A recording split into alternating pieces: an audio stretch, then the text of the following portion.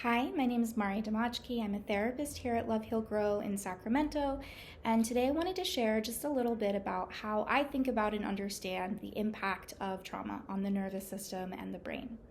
So, if you've spent any amount of time reading or consuming content about trauma healing or trauma therapy, you've probably stumbled upon folks talking about how trauma affects the nervous system and our brain. And there's a lot of information about this, so I was hoping to sort of offer a way to think about it that isn't too overwhelming. I'm going to borrow from Dr. Dan Siegel, who uses our hand as a model for the brain. So if we think about this front part as our prefrontal cortex, that is the part of our brain that does all of our higher reasoning, our thinking, our higher thinking, our empathizing, sort of all of those brain functions that set us apart from other mammals, right?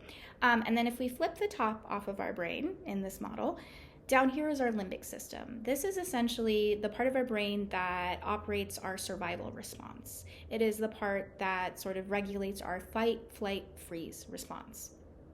And within this part of our brain, we have the amygdala, which is kind of like the security guard of the brain or the security alarm of the brain. It alerts the brain when it perceives that there is danger in the environment. And when it does that, let's say we're just moseying along and this is our brain and we identify a threat. There's a bear in the environment. This prefrontal cortex, the front part of our brain, kind of goes offline.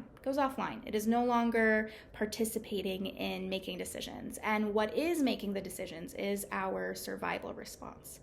And that is the reason why it can feel like when we're triggered, when something reminds us of trauma, when we're having this big emotional response, we don't feel fully in control of how we are reacting. It can feel like we totally freeze and aren't in control of our bodies. It can feel like we're having this big aggressive reaction that we might not typically have. It can feel like we just want to book it, run, right? And that is a biological response that we don't necessarily have control over, although there are ways that we can build that control. And I also wanted to offer a metaphor to think about how trauma impacts our perception of danger. So while we often are kind of given this message that the more you go through in life, the tougher you should get, the truth is that for our nervous systems, it's the opposite. And that makes sense when you think about our nervous system as a security system.